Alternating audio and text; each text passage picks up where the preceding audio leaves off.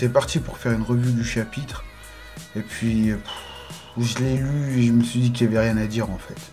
C'était pas ouf comme chapitre et j'avais aucune idée. Donc je me suis dit, je laisse tomber. Je laisse tomber. Donc je sais pas si je vais reprendre les reviews ou pas. Dis-moi ma paille si t'as envie de me revoir dans les reviews ou pas. Je vais laisser un sondage à la fin de la vidéo. Enfin, je vais essayer, je sais pas si je vais réussir, je sais pas trop la technologie quoi. C'est compliqué. Et voilà. Du coup, je suis allé voir Justice League. Disons que c'est un film qui m'a diverti. Ouais, ça m'a bien diverti. Mais bon, je sais que dans la dernière vidéo, je t'ai parlé de la volonté du dé. Alors ça doit te surprendre. Là, si t'as vu le titre, c'est pourquoi Dragon était à Lockdown. Ça surprend un peu. Mais en fait, comme j'ai vu pas mal de petits commentaires sur ma dernière vidéo, je me suis dit, bah, ce qui est bien avec ce format-là, c'est que tu vois ma réflexion. Et du coup, si tu regardes plusieurs de mes réflexions, tu peux voir ma conclusion. Et comme j'ai vu des commentaires qui se dirigeaient vers ma conclusion, je me suis dit, tiens, on va leur donner encore un autre petit indice pour voir s'ils ont une idée de ce que sera, à mon avis, la volonté du dé. Enfin bref, on reprend les bonnes habitudes. What's up ma paille? Comment ça va ici Noah. On se retrouve pour un nouvel épisode de Prophétie. Prophétie, jeu de mots. Enfin bref. Et aujourd'hui la question est pourquoi Dragon était à Lockdown. Alors, je sais, il y a 36 000 possibilités. Il avait des espions, peut-être qu'il surveillait Luffy, pourquoi pas il avait un truc à faire là-bas. Il y a plein de possibilités. Cependant, il y en a une qui m'a intéressé et qui va emmener encore une fois vers quelque chose de plus grand. Alors, ce qui m'a intéressé, c'est que je me suis demandé, et si Dragon n'avait tout simplement pas un pouvoir qui lui permettrait de savoir où était Luffy à ce moment-là. Et du coup, je me suis intéressé à quoi? Au haki de l'observation. Alors, on a pu voir dans le haki de l'observation qu'on pouvait voir dans le temps. Donc, tout ça, c'est une question de temps. Et on est un peu tous centrés là-dessus. Et Katakuri, lui, aurait réussi à évoluer sa capacité avec son haki de l'observation dans le temps à ce niveau-là. Et par exemple, Luffy, lui, comme il n'est pas très bon, il serait à ce niveau-là. Donc, il y aurait une évolution. Donc, le haki de l'observation, on peut dire, entre guillemets, il influe sur le temps.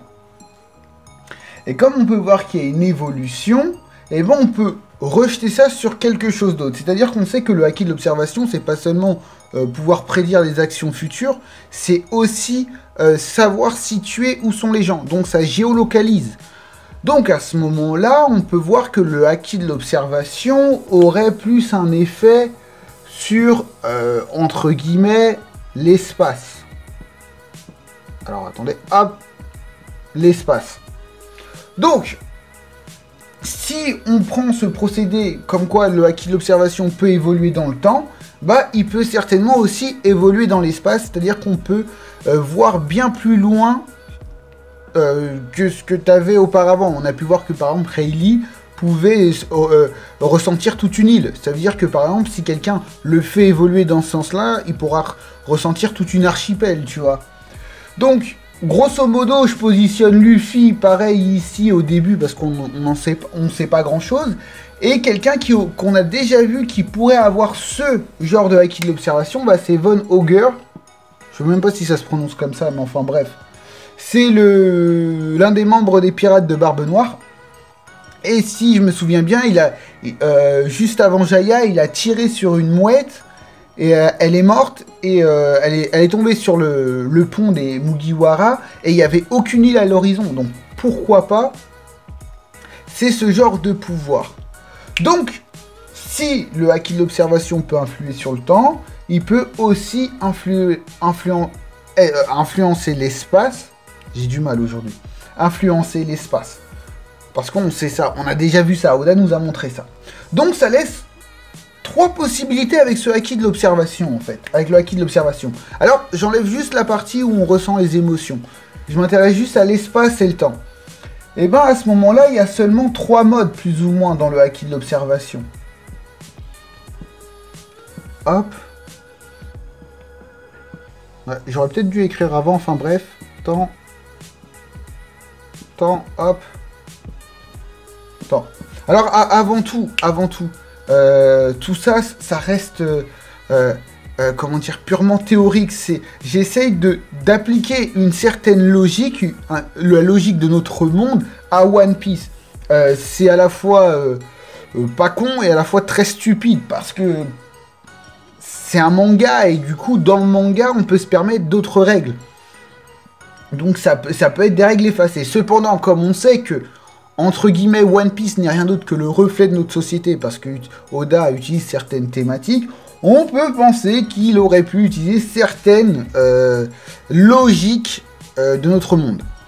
Enfin bref, voilà. Donc logiquement, par exemple, pour quelqu'un qui évolue son acquis dans l'observation, il va l'évoluer dans ce sens-là. Il va se diriger... ouais, voilà, il va se diriger vers le temps, et l'espace, quant à lui, il va pas trop le travailler. Donc Katakuri pourrait extrêmement bien voir dans le temps, mais pas voir extrêmement loin autour de lui. Il y a une autre possibilité, si on ne fait évoluer que le acquis de l'observation pour géolocaliser, ça veut dire qu'on peut voir super loin, mais on peut pas voir dans l'avenir. Et il y a le troisième mode, où tout simplement on arrive à doser les deux, c'est-à-dire qu'on évolue dans le même sens. Autant on évolue l'espace, autant on évolue le temps. Ouais, c'est logique. Alors, beaucoup de temps. Donc, à ce moment-là, je me suis dit, tiens, ça me fait penser à un truc. On sait que... 1, 2, 3, 4, je reviens à quelque chose. Je me souviens d'une scène avec Ivankov. Non, je me craque là. Non, je suis perdu dans mes pensées, c'est... Non, excusez-moi. Je reviens à ceci. Donc, la capacité à augmenter l'espace nous permettrait à voir le monde. C'est-à-dire, plus on évolue dans son acquis de l'observation dans l'espace, plus on peut voir presque le monde entier. Donc, en fait, plus on évolue dans ce sens-là, plus ça amène à ça. Et en fait, je pense à quelque chose. Ivankov, on a vu une scène où il est avec Dragon et il lui dit tu te diriges toujours dans la même direction, on dirait un instinct animal. L'instinct peut être souvent assimilé à du acquis de l'observation. Alors, on peut imaginer que si on peut évoluer le temps, on peut évoluer l'espace, donc pourquoi pas Dragon aurait pu faire évoluer l'espace, et du coup, Dragon pourrait voir extrêmement loin. Hop, et il utiliserait ça, il pourrait voir extrêmement loin dans le monde de One Piece. Et j'avais pensé à quelque chose, ça m'a fait penser à un manga, tout simplement à Hunter x Hunter, où notre cher ami Pitou a un N qu'elle enveloppe, qui fait tout simplement une sorte de cercle tout autour d'un certain point. Cependant, elle peut changer la forme de son N pour l'étendre ou tout simplement focaliser sur une cible, comme l'attaque de Netero par le ciel. Bon, j'ai mis l'image de Gon, ça sert à rien, mais j'aime bien Gon. Donc voilà. Enfin bref. Pourquoi pas, en fait, Dragon pourrait faire évoluer son acquis de l'observation dans l'espace sur une grande distance.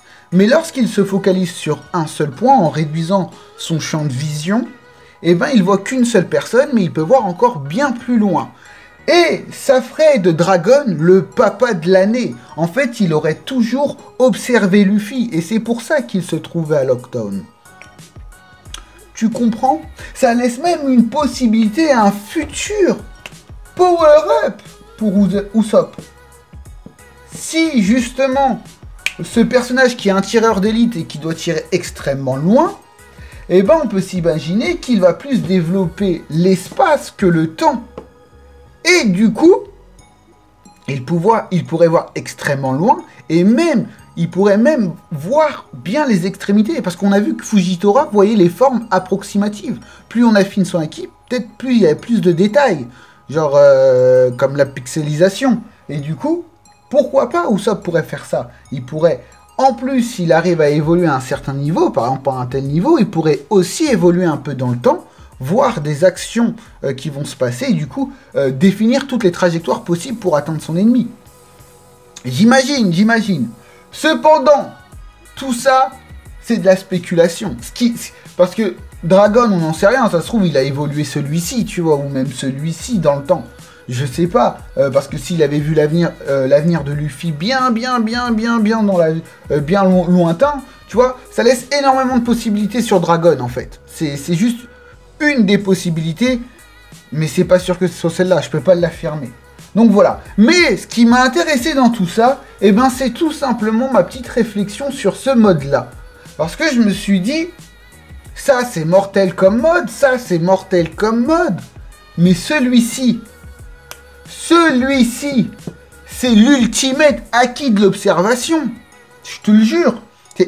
C'est un truc de malade, parce qu'à ce moment-là, le mec, il peut voir tout le monde dans One Piece, et en plus de ça, il peut voir leur avenir. Donc à ce moment-là, le mec, il sait tout, et il devient omniscient, limite, un dieu. Incroyable. Et c'est ça qui va nous intéresser pour la volonté du dé. Et oui, juste une petite remarque, ce qu'il faut savoir, c'est que lorsqu'on aborde certaines thématiques, on a souvent une conclusion dès le départ. Et notre argumentation va être là pour justifier notre conclusion. Donc ce qu'il faut se dire dans One Piece, c'est que la fin de One Piece, ou toute l'aventure One Piece plutôt, n'est rien d'autre que là pour justifier la conclusion de One Piece.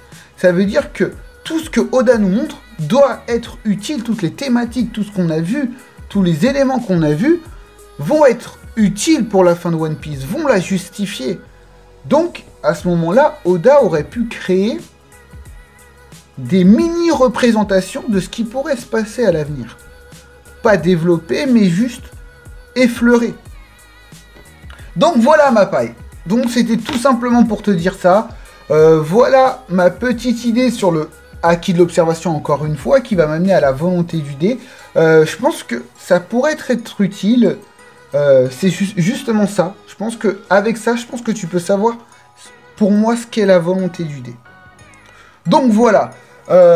Sur ce, ma paille, tu connais la musique. Like, partage, commente, abonne-toi. J'avais l'habitude de dire dans mes vidéos, je ne suis pas là pour te dire quoi penser, mais t'amener de quoi penser. Je pense que vous le saviez tous, ça. Je pense que vous le saviez tous, mais je pense qu'il fallait le recentrer. Je t'ai pas fait réfléchir. Je t'ai juste fait rappeler. C'est tout. Donc sur ce, ma paille, ciao. Allez, chichi, son son.